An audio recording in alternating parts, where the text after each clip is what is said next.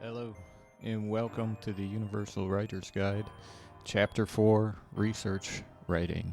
My name is Robert Stasio, and today we are going to undertake research, where we will now explore the task of infusing our writing with a professional into the essay. The advantage is that the authors of the articles will do all the heavy lifting in a research paragraph. For the most part, we just have to get out of their way, adding only light commentary and context. It is our job to thoroughly prep our articles and gather the relevant quotes that will support your thesis. I will then show you 4 methods of using the author's words in your paper. And the first thing I always want to talk about when doing research papers is that it does cause a lot of anxiety sometimes, that it's going to be really difficult. And if you just look into it and examine it a little bit closer, you understand that the research, when you let the research do the work for you, that the writing you do is pretty minimal. It's not a whole lot of you got to get in there and think all hard. You just got to support what the article author has to say.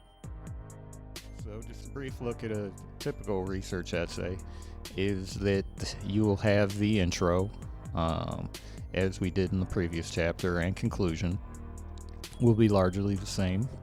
Often they will be 3 opinion paragraphs, 3 research paragraphs. But that can change up to, from instructor into instructor. Sometimes it's 3 research paragraphs and 1 opinion paragraph, or vice versa, 3 opinion paragraphs and 1 research paragraph. So I like to get my classes going, ironing out the 3 essential parts of a research paper going on here.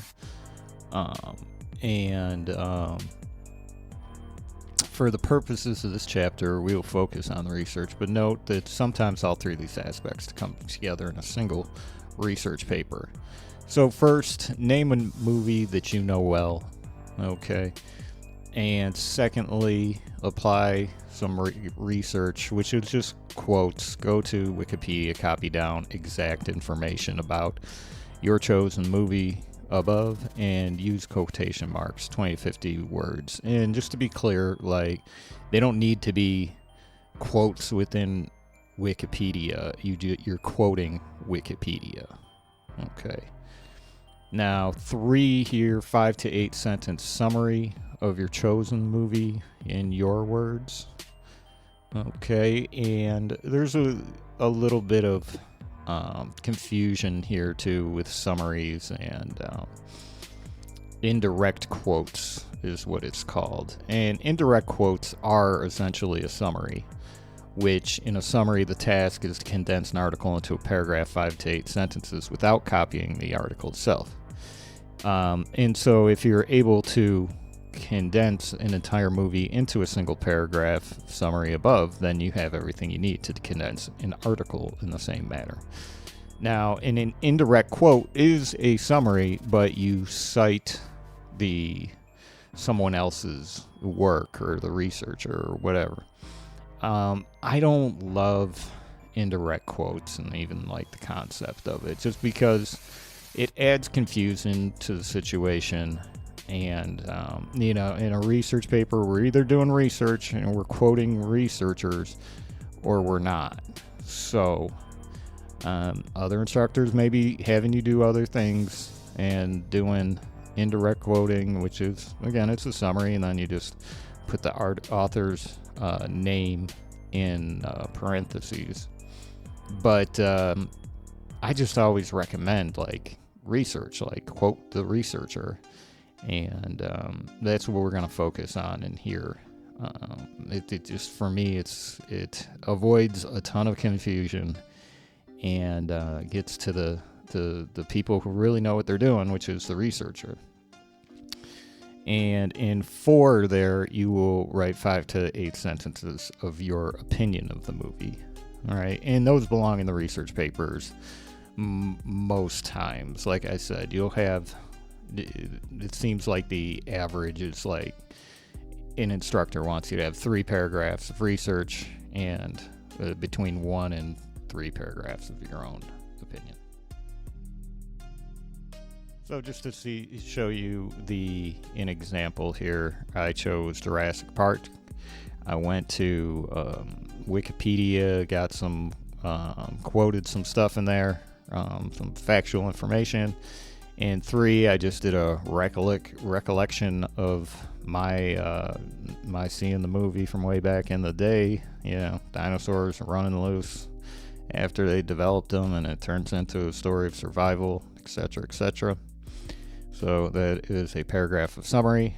And then 4, I finally wrote 5 to 8 sentences of my opinion of the movie, and just said, it was a great movie, especially for the time. The special effects were amazing, etc., etc. Okay, some basics with research here.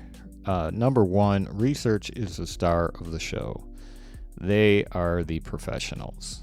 And this is where I'm saying that like research papers can be easier because you don't have to be caught up in saying all kinds of profound stuff, especially in those research paragraphs, because it's the article's authors responsible for the information, and our job will be to comment on them. And if you remember from the previous paper, the previous chapter, that I talked about how comments in the introduction and conclusion, the thing with those is that you don't want to use up material that'll be used up, that you'll be working with later in the paper. You do not want to go off in an irrelevant tangent, and most certainly you don't want to contradict what the researcher is saying. All right, and it sounds easy and straightforward like that, but at the same time, it can be difficult to you want everything to just be in alignment with the researcher. All right, separate paragraphs are often required to go further into our personal opinion on a subject. But if you've made it this far, you're already well equipped for the task from the previous chapters. The following pages will focus exclusively on research paragraphs. So yes, if you're feeling confident from the last chapter, you'll just add them into a research paper for later paragraphs. But for here, we're all about the quotes and the research. Number 2, don't force a thesis or topic if there are little or no articles to support it. And nothing can be more frustrating than, maybe you have an opinion on a subject and you're looking through, the internet or the library and trying to find articles that are saying what you want to say. And if the research just isn't there, then you're not going to have a good paper, and you're going to be spending a ton of time trying to figure out, trying to find somebody to support something that maybe isn't scientifically supported or in a research journal or what have you.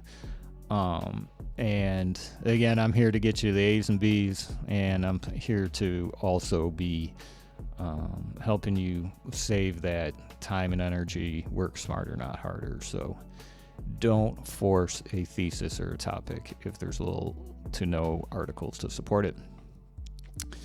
I would say first choose a general topic for your essay, collect articles, then form the thesis and see if it's going to work. Few things are more frustrating than to do a bunch of writing only to find out your research article doesn't support what you are trying to say. Okay, and this topic is going to come up again, is that it's always the research first, and we write around the research, not try and put research around our writing. Okay, 3, insert the quotes first, then write your paragraph. And that's what I'm talking about, like writing around the research in not putting the research around your writing, which is because this ensures your writing revolves around the quote, in that Remember that you are not the researcher. Instead, you are the presenter of research. In the following pages, the outliners will have green boxes to insert the quotes. Complete the green boxes first. Okay? Always put those quotes in first and then write around it. And for the more quote, the easier it is to talk about a topic, right? So it seems counterintuitive that, like, oh God, I got a ton of quote and now I got to write on this, but it's easier to talk about the quote when you have more quote. Now, with less quote, the conversation quickly runs dry. So, disclaimer though, this is not an invitation to copy paste entire pages of text. Okay, there's a limit to this. As an instructor, you'll get those too, where students will just paste all kinds of text for you to read through, and that's not good either. We're gonna look at the appropriate size of how much you want to quote. And there's such thing as too little quote, and certainly such things as too much quote. So before we start going into the articles, there's two techniques that we really want to have understood, and that is the cite signal and the ellipsis, also known as the ... And with the cite signal, this is something each paragraph is going to need. It provides a smooth transition from my words or your words to the article words, and can also cite the author's name. It's a very useful sentence, and you want to have them each time you're going into quote. And it makes a smooth transition is the key example. So example of signal words to consider using are, so maybe the author's name is Marcus Lamb. You would say Marcus Lamb states, Marcus Lamb claims, Marcus Lamb comments, Marcus Lamb finds that, right? It's just like you say the author's name and then you put in the article. So in the sentence here, it says, in many ways, humans have much to learn from the ocean. It is home to many exotic creatures and substances. Writer Marcus Lamb, in his article, Biotech on the Rise, reports, right? So we're getting the author and the title of the article all in one swoop there. And that's what you want. Like, that gives your reader, your instructor, can know exactly where it's come from and who it's coming from each time that article goes in. And again, it's a smooth transition into it, and then you go right into the article, right? And so the article then goes on to say, the materials that make up electricity sensing shark organs called ampulla are almost as conductive as materials used in state-of-the-art technology today. Now we've arrived at the ... which is the ellipsis. And if you follow that pink arrow backwards, right, you got it circled and then there's an arrow pointing to that circle. It goes down to our number 2 thing. Notice how the ellipsis merges the best parts from the original research article below in order to work to get our point across as an example. Okay, so what happens is that we have quotes going on in the article, and except for if you look at the bottom down there, we have there's the green and then there's the purple there, and you see in between there's a whole bunch of text, but it's not really relevant to what we're trying to say. So with the green, going back up to the paragraph in the middle of the page where we're writing the paper, we have the green, and it starts out with it. You can start out the paragraph with a ... to make the sentence. Again, it's all about that smooth transition from writer Marcus Lamb in his article Biotech on the Rise reports the material that makes up electricity sensing shark organs. And it's just a smooth transition into that. and you see the ellipsis is used again in the middle there, ... and it continues. The jelly's conductivity is similar to Nifon, the state-of-the-art synthetic material used in things like batteries and fuel cells. Understanding how the jelly works could be of help to researchers in multiple fields, ... Right? Because I'm cutting off the end. Maybe the end of the sentence wasn't really necessary or helpful or whatever. Ellipses, aka ... help you get like exactly the information you need in there, and from multiple parts of an article. Okay, so we have the cite and signal. All right, each time it's gonna announce the author and the text that it's coming from, and then we have the ellipsis that is going to help us merge different parts of the article to give us a good research paragraph and exactly what we want to get across to our readers. So back to comments, and now this time they will be research comments, but they're not going to be so much different than intro and conclusion comments.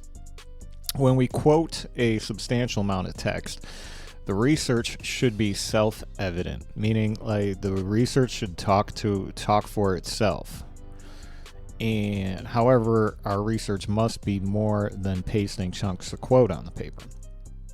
So we must comment on it in 3 to 5 sentences.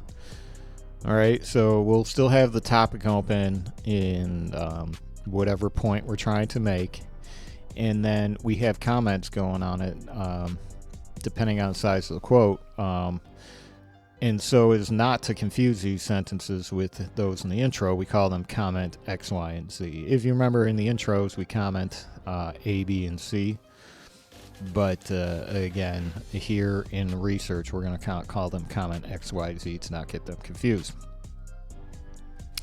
In the previous chapter, we saw how comments provide breathing room in our introductions. Now we utilize comments into paragraphs that contain research.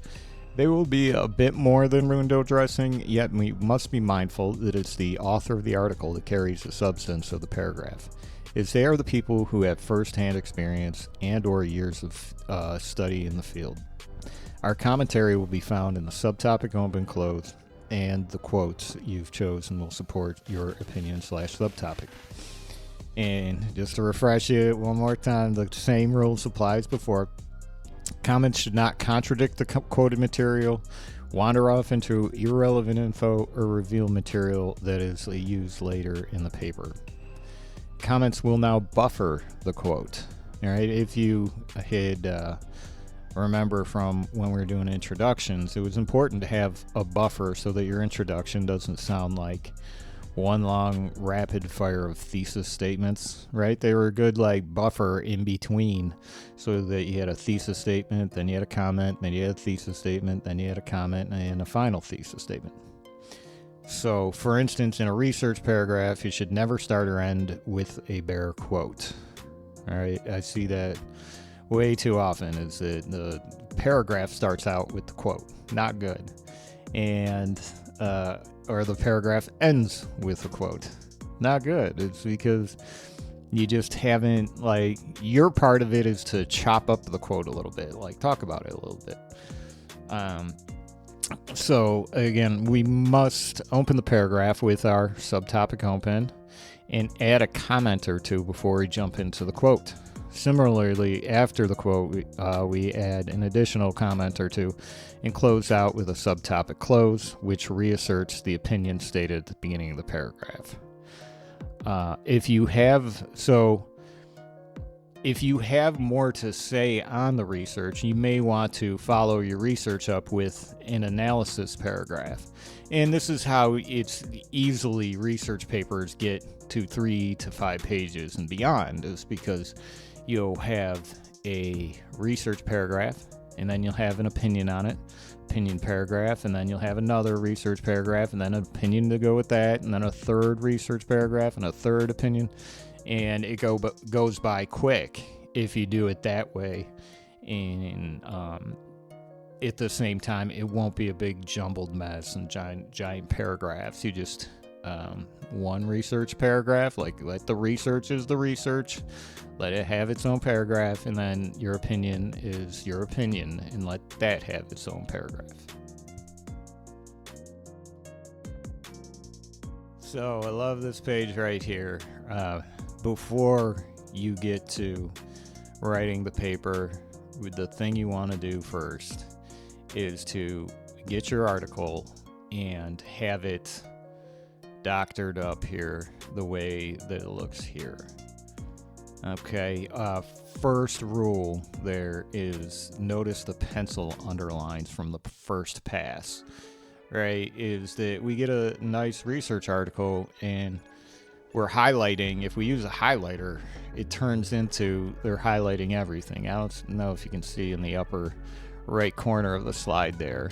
If you've ever received a textbook back in the day, they used to, you get the student's textbook from the previous year, and maybe many students have had it, or maybe there was just a joker in there that highlighted everything. The entire textbook is highlighted, or it's 90% highlighted. If everything's highlighted, nothing is highlighted. Okay, so on your research articles, which I highly recommend, print them out.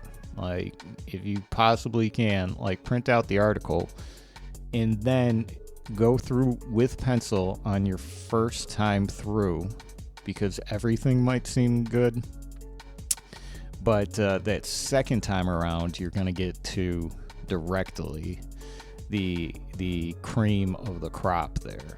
Okay. And as you can see, I managed to do a good job of that there. And another point is to label things A, B, and C. And if you look at the bottom, there's a good paragraph, sleep, right? Or the subtopic is sleep. And we have points A, B, and C. And a lot of times, especially if you're juggling classes, you got like 4, 5, 6 classes that you're studying for, that a research session, and sometimes ideally, like, you want to do it in different segments, like maybe do a little work in the morning, do a little work in the afternoon, or maybe you only got time to do it once that week to work on your paper, and then you got to pick it up again a week from now. What's going on in the box there is you got the subtopic and your ABCs, and then a little description of what's going on in A. If you look at the highlighted part where A is there, I know off the bat from looking at the bottom, just at a glance, that A relates to performance, mood, and health. B removes toxins. And C, no sleep proceeds, processes are disturbed. So short descriptions at the bottom very much help. And of course, at the top there, you have your thesis. I can't emphasize this enough, is that you want to be in alignment with your thesis, because like you can get a great article and it's just interesting and well written, it's got great quotes, but it doesn't line up with your thesis. It's not a good article whatsoever in terms of like your paper. So thesis at the top, ways for a person to live a longer life, and then you can always be double checking it down at the bottom there. Well, how do you live a longer life? Subtopic, sleep. All right, you get good sleep. Studies show you can live a longer life. It's good for your overall health. Okay, and then we got our ABCY. And again, if I put this page down and didn't come back to it after a week or after a month, I would come back and I'd just be like instantly updated on what it is I was thinking about a month ago. All right, and we got good highlights. All right, and those should transfer into quotes. So last little point on this page, highlights will be used in the green quote box on the next page. And that's something I'm going to come back to. It's like we put them in the green quote box into a paragraph. always insert the quote into the green box first. Okay, it is so much easier when you have the quote in there first and then you write around it. Right? The other way around is not. It's such a much slower process. But when you got that quote sitting there looking you in the eye, it's much easier to write about it than when you're writing, and then trying to put the quote in there. Few things are more frustrating than when you do a bunch of writing only to find out your research article does not match up to what you're trying to say. By placing the quote into the box first, it ensures the rest of your writing revolves around the quote instead of doing the writing and then making or hoping your quote matches up with it. I continue to come back to this point. It's that important. So, in our sample here, one way a person can live a longer life is by getting good sleep. Comment X. Often overlooked, sleep plays a vital role in replenishing and purifying the mind and body. Okay, and I'm commenting on what's to come in the quote that I've already written in there. So Michael Brooks in his article Super Sleep finds that, and again, that's that transition where we're going from my writing to the author's writing. The site. Michael Brooks in his article Super Sleep finds that not getting enough quality sleep regularly raises the risk of many diseases and disorders. When we sleep, the brain totally changes function. It becomes almost like a kidney removing waste from the system. If one doesn't get enough sleep, these processes are going to be disturbed. All right? It says it right there. So we just got to comment on it a little bit. Comment why most people don't see the brain as a detoxifying organ, but this appears to be the case. If more folks were aware of this, they would surely be getting priority on getting a good night's sleep on a regular basis. All right, my comments, they all support the research there. I am not a sleep researcher. I don't have years in the field. I'm not published in it. But, I can support that and go along with it. And then, before I know it, it's time for a subtopic close. It is obvious that sleep is a vital function and it should be considered in regard to one's health. Okay, so we got the ellipses pointed out there, site and signal, right? The authors, we got the author covered with his article, a couple comments on it, and then my thesis. Right, this is how a person can live a longer life, is by getting good sleep. So in the following pages, if you got the book, you'll continue the thesis. A person can live a longer life by, you'll highlight, annotate the article, and then insert the quotes as above. There will be a few variations on the structure, but they will follow the same general concepts. All right, and this is a good short quote here, 20 to 50 words. Remember how I said earlier, less quote means you have less to talk about, right? And you want to get it at least 20 words in a sentence, and really like closer to 50, just so you have something to talk about in the comments, all right? And things back it up, and it's not looking like a little tiny little paragraph. Like, it's a good, decent, short quote. Paragraph, 20 to 50 words. Next, we're going to take a look at the double short quote outliner. It is essentially the same as a single short quote, with the exception that there is a second box for additional quotes from the article. Of course, I'm going to throw that reminder. Always put the quotes in the green boxes first. Okay, it's the same thing, but double the amount of quote you can get in there. And if you look at the bottom with the blue arrows going up there, the only other wrinkle is there's going to be a second signal going in at the lower blue signal in sight there. You'll notice there's not a need to mention the title of the second round. I'll provide an example, but it just goes along the lines of author so-and-so additionally discusses, and then you go in the second quote. Okay, so 20 to 50 twice, More information to go in there, longer paragraph. You're gonna like it. We'll see how an article applies to the double short quote here. And we have our second article on the left-hand side. Of course, our thesis is objects NASA should explore in the solar system. And the title of the article is Reconnection on Ganymede by John Woo. And our article is already prepped and ready to go, so we just got to look at the yellow box at the bottom. And the subtopic is Ganymede. Okay, what is Ganymede? It's one of Jupiter's moon with its own magnetic field in point A there. And important part of that is that only one moon in the solar system has a magnetic field. Okay, and this is Ganymede. So point B is that it overlaps Jupiter's own magnetic field. So if you can imagine these two magnetic fields interacting with each other, what is the effect? Well, point C, the effect is that it heats up plasma particles, right? So there's some kind of electrical magic going on there, and should be a pretty interesting planet. Let's see how it applies to our template then on the right, and start with the subtopic open. An interesting place the NASA should explore is one of Jupiter's moons called Ganymede. This moon has properties unlike any other that has been explored and has a description like a science fiction novel. Comment X.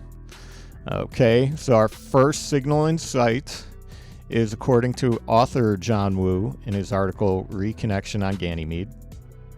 We now go into short quote number 1. Ganymede is the only solar system moon that produces its own magnetic field. Ganymede's magnetic field is surrounded by Jupiter's much larger magnetic field, which flows around the moon like a river flowing around a rock, through a process called magnetic reconnection. Okay, now we go into comment why. Not only does Ganymede have its own magnetic field, but also interacts with Jupiter. Woo further describes that the average reconnection rate is shown to be a function of Ganymede's position along its orbit around Jupiter.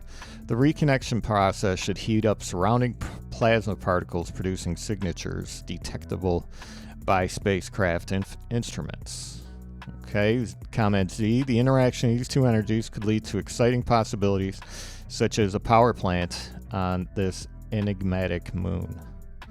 Okay, subtopic close. Ganymede certainly sounds interesting, and it deserves the scientific community's attention.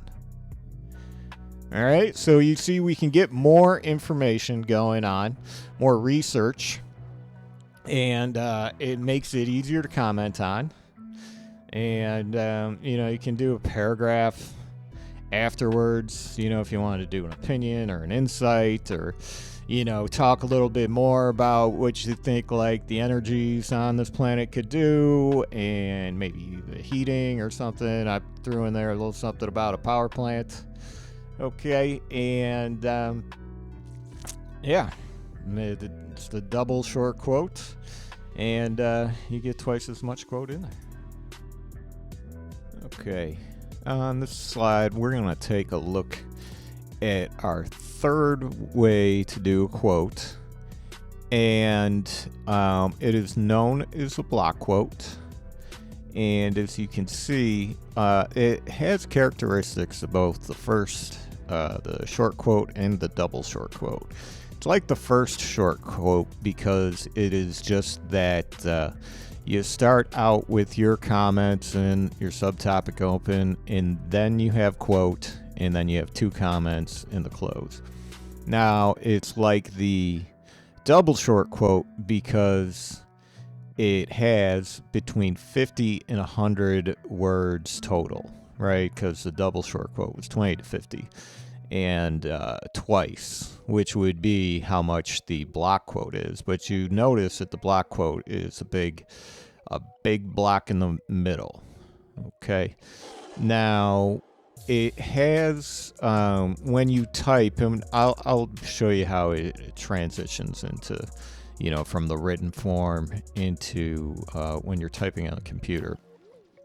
But you'll see halfway down the block quote there in the green box, you have a highlight, tab, and then single space. So when you're quoting with the block quote and you put it in that format, it's going to be single space. The rest of the stuff is double space. And like I said, you highlight and then hit the tab and it bumps it over like that. And it's just a way to get a whole bunch of text in the middle there. And it's good. More text, more stuff to talk about. So let's talk about. And I didn't include the original article because I trust by this time you know how to prep it and all of that. So we'll just go off of what we have here. Subtopic open. Searching for the undiscovered planet X is another object that NASA should consider studying. Though hypothetical, there's evidence of another giant mysterious world in our solar system. Yes, believe it or not, there has been some evidence out here that the planet X, that there is a giant planet out there going around in the solar system that is undiscovered, and we'll see why. Researcher Andrea Simmons, in her article Planet X Excellence, reports that astronomers studying the Kuiper Belt have noticed some of the other dwarf planets and other small icy objects tend to follow the orbits that cluster together. By analyzing these orbits, the Caltech team predicted the possibility that a large, previously undiscovered planet may have been hiding far beyond Pluto. Planet X may have a mass 10 times that of Earth. It would take this new planet between 10,000 and 20,000 years to make just one full orbit around the Sun. Any object that far away will be very faint and hard to detect, but it should be possible using existing telescopes. Okay, so what they're saying is the orbit of this thing is so big that it's way out there, and that it would be so far out there it'd be faint and hard to detect if it's not close, because that orbit takes between 10 and 20,000 years. So, comment why the incredibly long orbit of Planet X will explain why modern-day humans have never seen it before. It is a possibility with further analysis scientists will be able to locate it. If Planet X is found, it would be an amazing discovery. Yes, it would. Just imagine a whole mystery planet that comes flying through every 10, 20,000 years. And who knows what's on it. It'd be cool. So if you like the block quotes, you're going to absolutely love the double block quote. Okay. Like the block quote, it has that structure where you highlight it, you hit the tab button. If you're typing it, it can go single space, and it's going to bump over in that block format and have 500 to 100 words. But you can see there's a second one below it. So the structure of the page, where page is similar to the double single quote, except for we've got up to 200 words total between them. And this is how you get massive amounts of, not massive, but the most amount of quote going on in there.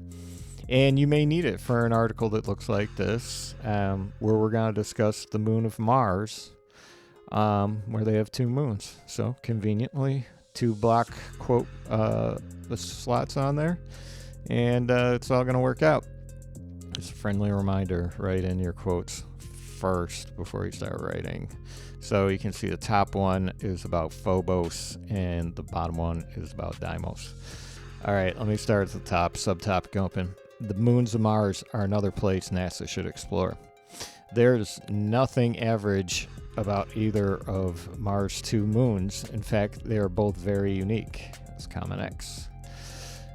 Signal in sight. Linda McGowan, in her article Mars Madness, reports that, now block quote 1, Phobos has just over a 14-mile diameter.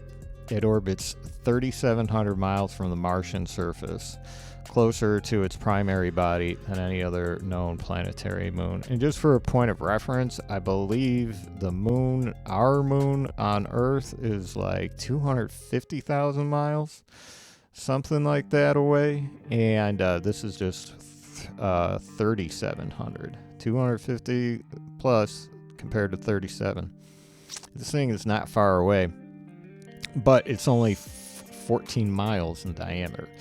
It is so close it appears to rise in the west, move across the sky in 4 hours and 15 minutes or less. So it rises in the west and moves across the entire sky. So this thing is flying if it's going through the sky in 4 hours 15 minutes, and sets in the east twice each Martian day. So you see this thing twice a day. It's a moon that comes through twice a day. If viewed from Mars' surface near the equator, full Phobos looks about 1/3 as big as a full moon on Earth. So since it's closer, it's not nearly as big as the moon, but it's closer. But it is like 1/3 of the moon, flying through the sky twice a day. It must be quite a sight to behold on the Mars surface. Okay, good block quote paragraph, good quote. Comment why this mountain-sized potato-shaped object would be an eerie sight for a person to see from the Mars surface. And we'll go back in on another one. McGowan also discusses Mars' second moon. That's our signal site. Deimos is the smaller and outermost of the two moons. It's only 56% of the size of Phobos, with a diameter of 7.7 miles, and it orbits 14,580 miles from Mars. So, yeah, that's what, 3, 4, almost 5 times far away, and it's half as big. Deimos looks more like a bright star planet for an observer on Mars, only slightly bigger than Venus looks from Earth. Deimos rises is expected in the east, but very slowly. Despite its 30-hour orbit, it takes 2 to 7 days to set in the west as it slowly falls behind the rotation of Mars. And just to give you an idea, 7.7 miles diameter on this one. It's like they're more, for us on Earth, they're more like mountains up in the sky than planets.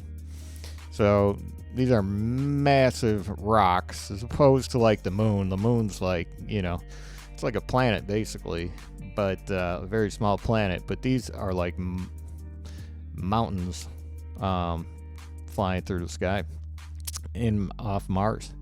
Okay, comment C. Less conspicuous than Phobos, Deimos looks like a strange star that appears to hover in the atmosphere for days. Subtopic closed. The moons of Mars are clearly interesting and worthy of NASA's attention. Okay. So there you go. The double block quote right there. And we got plenty of, information in there and discussion. And again, we can do a further opinion analysis paragraph on there. Yeah, I don't know. I think some instructors would prefer a little more analysis going on in these things, but I do not. And we talked in the previous chapter about you got to adjust to like what your instructors want in that.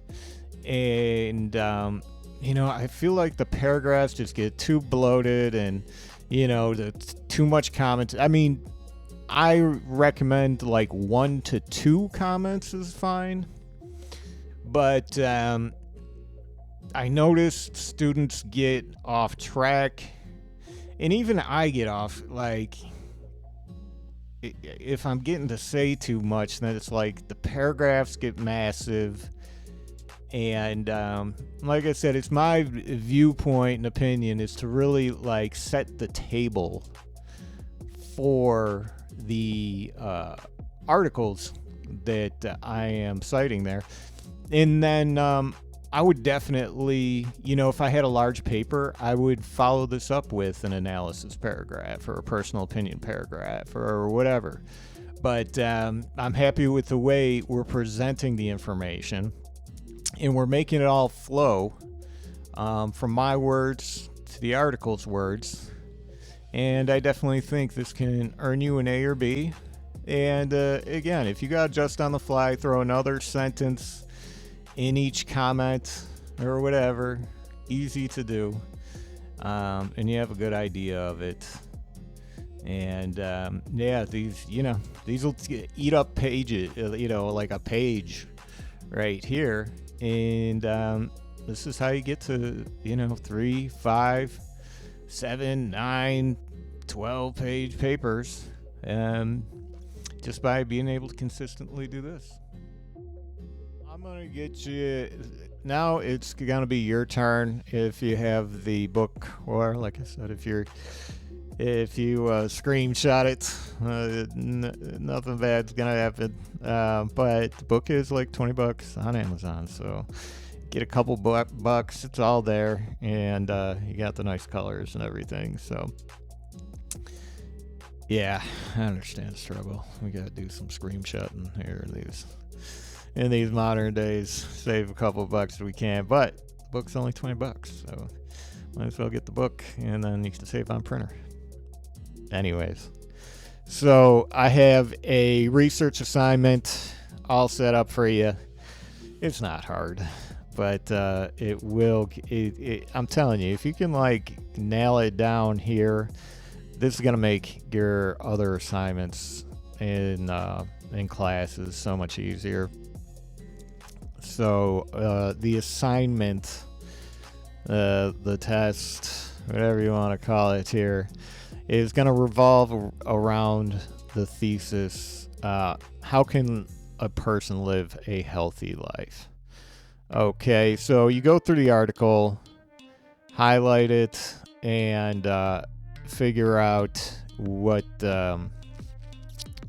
in this article leads to a healthy life.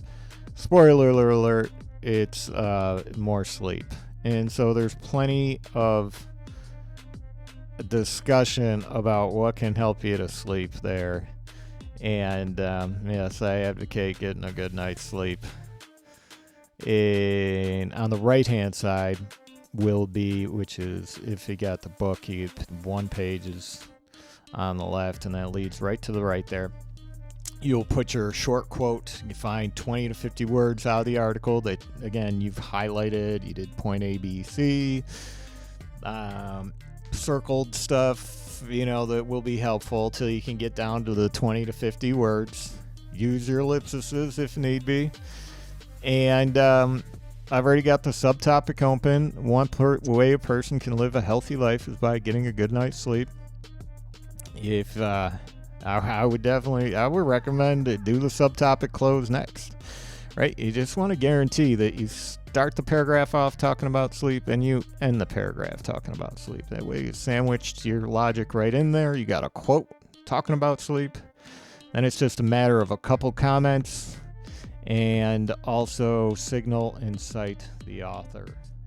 So I promise to show you a worksheet and then what it looks like in the final draft. And so on the left-hand side, we have, it says tennis quote. I used to call it a tennis quote, but that caused confusion. It is a double short quote right there. And you can see on the right-hand side what that looks like in the paper. Even if you can't read it, you can see I've highlighted it in green on the same paper there, and I've highlighted it in green. And you can see it's just a matter of, at the top, you start out with subtopic open. It's my words, and then the green highlight is the author's words. You can see in the middle goes back to my words, then the author words, and then finally with my words. That's why I used to call it the tennis quote. It goes back and forth, but some people got confused, and It's just more easy to explain. It's the double short quote, right? They go in quotes. Oh, and that's something I may not have mentioned on those block quotes. You do not need quotations. Speaking of block quotes, let's look at the bottom there. With the yellow. Okay, you can see on the lower left-hand side there that we have the yellow in the middle, and I used to call them, the reason it was yellow is because it's a giant chunk of cheese, block of cheese in there. Anyways, these methods have evolved over the years. But, so on the lower left, we have the worksheet. And on the right, just to the right of it, we have the typed version. And you can see what that looks like is, we have in regular type, that would be the student words. And then in the middle, in yellow, we have the author's words, and then back to the student's words. 2 to 3 sentences at the top and at the bottom. And then we have the 50 to 100 in the middle there. Now, what I was talking about in the previous thing is where you can see the it's above the yellow typed there. That's double spaced, and then when you get to the yellow part, it's single spaced, and then when you get to back down to the white part below it, it's back to double space. So that's what gives that block quote, is where you can get that 50 to 100 words in there, and it's like an economy in the paper kind of thing. So like you're not just the whole page isn't taken up by 50 to 100 words. So yes, and they have you tab it over there. Again, a lot of like the indents and having the block quote over there, tabbed over where it goes over 10 spaces and single spaced. It's just about like convenience for your reader, your instructors, is that you can visually see, even without the yellow going on there, that where those big quotes are coming from, and it's like a visual cue that you're into the research part. Okay. And then same thing on the right-hand side in the purple. It's that double block quote. As you can see, start out the paragraph at the top on the right-hand side, double spaced. You've got your words, and you get into the first block quote, 50 to 100 words. And then another below it's just a couple comments of double spaced, your words there, and then go back in with the citing the article into a second purple block quote there, tabbed over, 50 to 100 words, and then it ends with double spaced, your words. All right, so that's the visual of what it's going to look like. Probably don't want to highlight that final draft, but I definitely I recommend, before you do the final draft, if you really want to kill it on there, go through and label each sentence, and like I said, even highlight in blue the cite and signal sentences and that kind of stuff if you got the time for it. And like I said, if you really want perfection in it, label everything,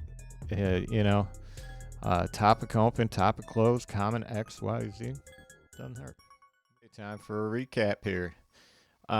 We started out talking about the basics. Always remember, number one, research is the star of the show. Okay.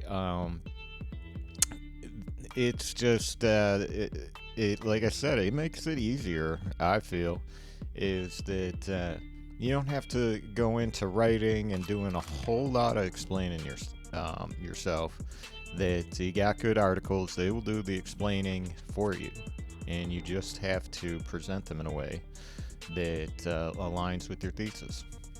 Second point is Don't force a thesis or a topic if there are no articles to support it. So be flexible with your thesis and your topics that you choose, and align them with the research that you get. Next point is that you want to always insert the quotes first. It's easy to write about what you want to write about and get off track, but if you put those quotes in there first, in the green boxes we use, then it keeps you glued to the quote, and everything lines up from there, and it'll sound great. And also remember, the more quote, the easier it is to write about.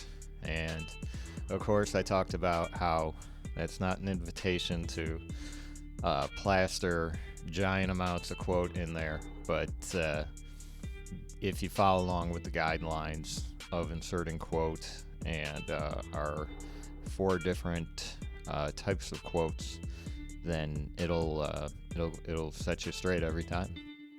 So the tools, it was the next section we talked about Cite and Signal. Always and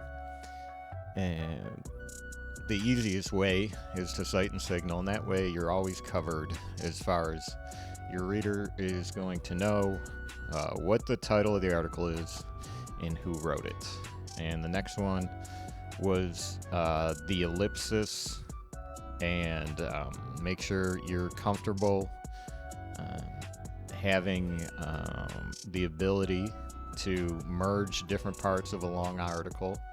Right, an article in the beginning might have some real good useful info, and at the end might have some good useful info, and it just may make it a whole lot easier if you can put that ... and put those 2 sections together, and you'll be able to comment on it a whole lot easier. So speaking of comments, we got comments X, Y, and Z. Remember not to go off track with the comments. Don't contradict the research on the comments, and don't use information you're going to be using later in the paper in the comments. And just one more time to emphasize that different instructors may have different levels of commentary that they want. I don't personally like a whole bunch of commentary going on in the research paragraph,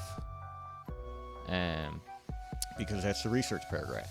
If for my classes I want to have a whole bunch of their analysis, what I'll do is do a research paragraph with light commentary going on, and then require a paragraph either directly after it or at the end of it for their personal opinion and their analysis of the whole situation. And operate them subtopics open and close. You'll have a good research paragraph every single time. So after that, we moved into article prep. First big thing is have the thesis at the top of the article every time. It's easy to read an article, like the article, find the article interesting and informative, but at the end of the day, it doesn't line up with the research. So having when you write the thesis into the top of the article, just put it up there. That'll always keep you glued to your thesis, which is the whole purpose of why you're looking at the article. So once you have that up, highlight in pencil first, right? And then go around a second time and use a highlighter. Because remember, if you highlight everything, or you highlight too much, then nothing is highlighted. All right. So you want to be specific about those highlights. And it takes a lot of times, 2, 3, 4, maybe even more times of reading the article to understand it, especially if you're working with academic articles and that kind of thing. So use the description box, all right, ABC at the bottom, and that's primarily so that you can have one session of just article prep, right? And I recommend that. I mean, don't get me wrong. To be honest here, I have done many assignments, especially in the high school years, where I would finish my work on the bus. Now, granted, it was a 45-minute bus ride for me, but nothing good comes of rushing the process, right? If you just got time. And I learned this when I did become good at academics in college, that you do things in phases, like just have a night, even if it's a 45-minute session, to do 3 articles and just highlight them, prep them, understand them.